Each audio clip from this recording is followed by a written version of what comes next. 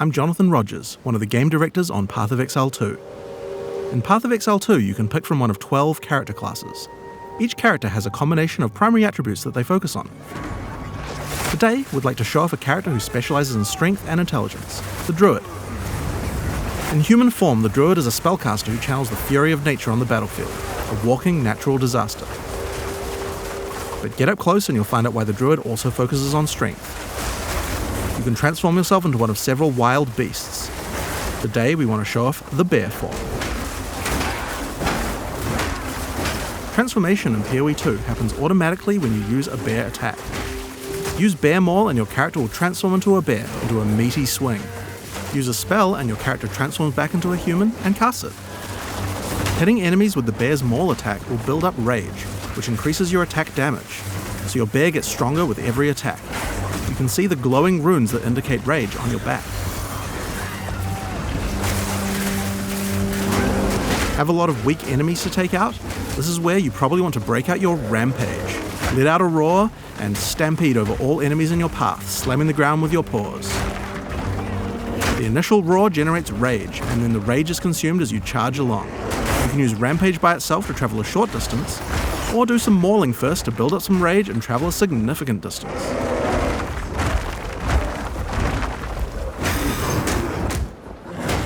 Now, while the bear is big and strong, this isn't a pure strength class. You don't have as much armor as a warrior would have. In order to protect itself from larger packs, you might want to consider a skill like Furious Slam. This skill is all about stunning rather than damage, so it's quite useful if you're mobbed by smaller monsters and just need to get out of there. Of course, like any PoE 2 character, you can always use a dodge roll to get out of danger. Since the bear is the slowest of the Druid's forms, making sure the dodge feels reliable and can get you out of any situation is paramount. When you dodge in animal form, your character instantly transforms back with no time penalty, so that you can get out of the way. You can even interrupt a mistimed transformation halfway through. Of course, doing this will mean you pay the slight time cost of having to transform back again, but it's certainly a lot better than dying. Something interesting about the skill is that it's faster to use if you're already standing up. If you're on all fours when you use Furious Slam, then the bear has to stand up first before slamming back down. But use Maul first and the bear will stand up as you swing, which has no time penalty. Then follow up with Furious Slam and your bear will quickly slam down. Much more efficient.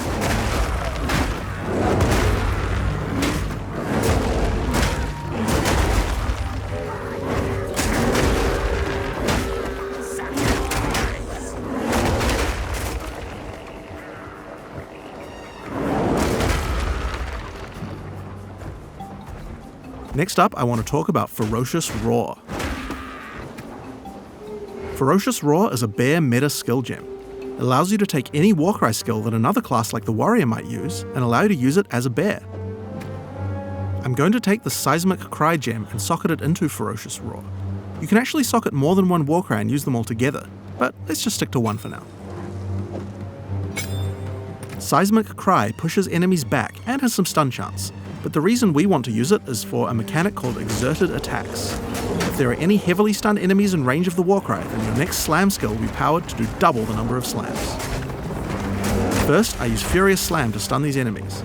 Next, I follow up with Seismic Cry and get the Exerted Attack, and then I slam again. See how 2 slams triggered?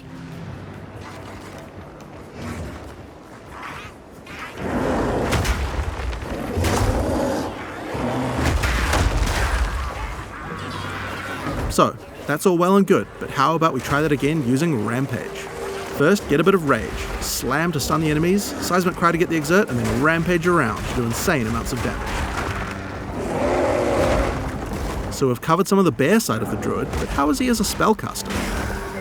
Now of course we want to maximize the amount of time you spend in your animal forms, so most of the spells targeted at the Druid tend to be things that last a long time or provide tactical options on the battlefield. The first and probably simplest of these is Lightning Storm. Cast it on the ground and you get an area where monsters are continuously struck by bolts of lightning. The bolts don't do much damage, but they shock monsters, which is a debuff that increases all damage on them, meaning it's a great spell to use before going in as a bear. So, that's going to increase your damage, but as I mentioned before, the bear form of the Druid could use some defenses as well. The bear in particular is the slowest attacking of the Druid's forms. He hits hard, but if he gets swarmed too much, it will result in your death. That's why Tornado is so useful. Circle walls! Tornado sucks monsters in, allowing you to split up packs and deal with groups separately, or pin monsters in place and set up combos with your other skills. The Tornado doesn't really move big monsters much, so you can actually use it to separate a boss from its minions too. The Druid also has the ability to summon animal companions. This is another really useful defense because wolves can take aggro from you, keeping monsters away. In addition, the wolves howl as they are summoned, putting a temporary debuff on enemies that makes them more vulnerable to critical strikes, and giving you a reason to resummon them in combat. The last Druid spell we're going to talk about today is Volcano. You can cast it quickly like this and it will spawn just a few projectiles. Or you can hold down the button to channel it for longer, which will make it fire a whole bunch of projectiles when it spawns, doing a lot more damage. The Volcano sticks around firing its little projectiles for a long time, so it's another good skill to cast before turning into a bear. Now, the reason you're going to want to turn into a bear after using Volcano is that any slam near the Volcano results in it spewing out even more projectiles.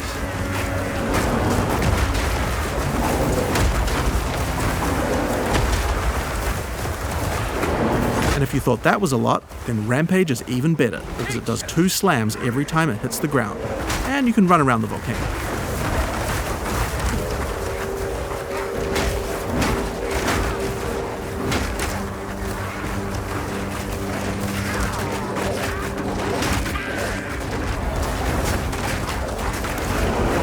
Now, if you've been paying attention, you might have realized that this is going to be extra good with Seismic Cry, which we were using earlier to double the number of slams. So, first we're going to cast Volcano. Then Furious Slam till you stun something, Seismic Cry to get the double slams, then Rampage around while the Volcano spews out a stupid number of projectiles. This combo would have been even better if we'd remembered to cast our Lightning Storm first, but getting time for that seems tricky.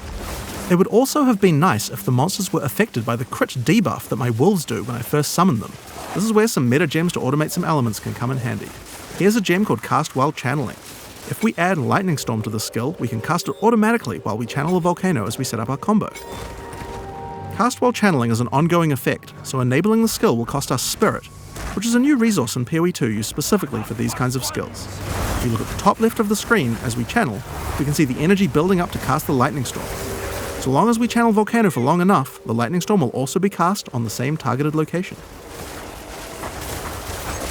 Currently, Cast While Channeling is active in reserving Spirit in both our human and bear forms. This means that any channeling skills we use as a bear technically will also cast the Lightning Storm. We can actually do this with Rampage right now, but it's not the best because we would prefer to stack the Lightning Storm on top of our Volcano, rather than just casting it randomly as we're rampaging around. We're also unnecessarily reserving Spirit in our bear form we could be using for something else, so let's fix that. I'm going to go into the skill options for the skill and disable it in my bear form. We showed at Exile Con how you could use skill options to control which weapon set to use when casting skills, but you can also use the same interface to enable or disable which buffs you would like to have active in your different weapon sets too, without having to recast them all the time, and shapeshifting counts as a weapon set. Now when I change to a bear, the effect and the spirit reservation goes away, and when I change back to a human again, it's back automatically.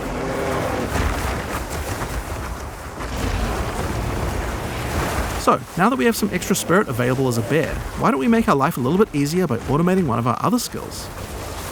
This is the Cast on Melee Stun meta gem. I'm going to put Summon Wolf in Cast on Melee Stun, so that whenever I stun a sufficient number of enemies while I'm a bear, it will summon another wolf.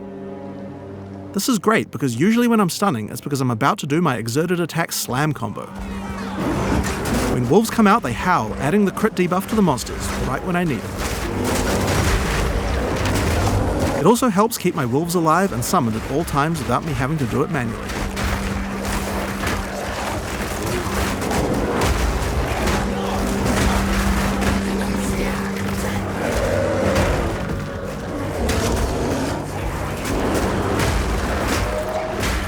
So, last but not least, let's talk about the skill tree. At ExileCon we showed how you could dual spec your character so that different weapons can use different passives.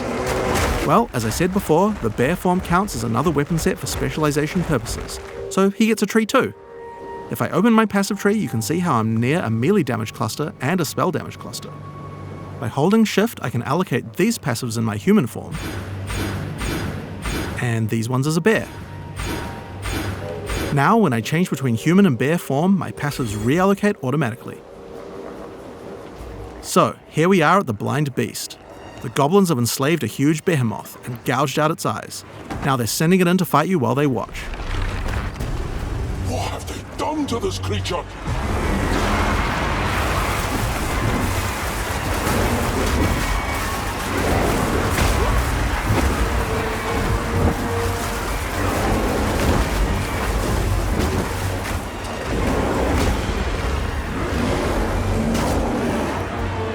Nature's punishment.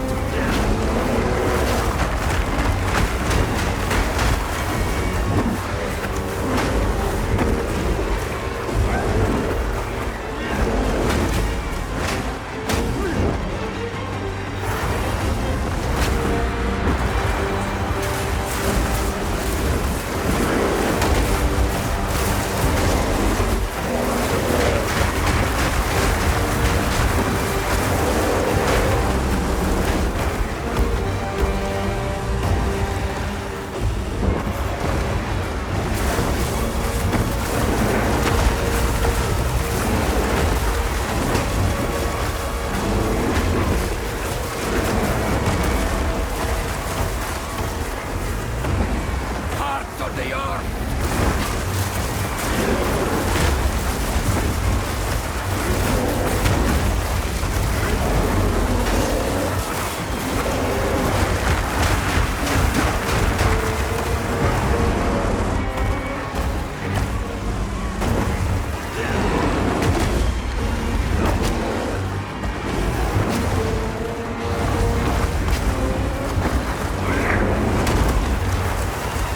Die, fiend.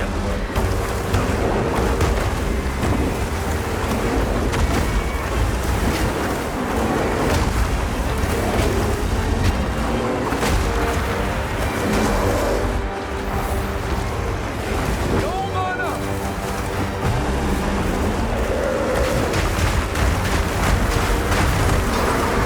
This suffering ends here. Shameful. And there we have it. With a little bit of customization, we have a build that can combine many different active skills to do some really interesting effects.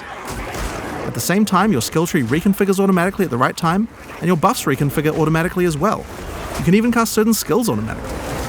But we also haven't lost the dynamics of combat. Many skills interact with each other, and the ones you choose to use at any different moment depend a lot on what enemies you face or what situation you're in right at this moment. And at just the right time, you might be able to combine all your skills in one crazy combo, get some satisfying screen covering spam, and do some crazy damage. Now, these are just some of the skills targeted at the Druid in PoE 2. We didn't even show you the wolf form yet. There's a lot more to play and experience, and we look forward to letting you guys try it out when we go into beta on June 7th, 2024.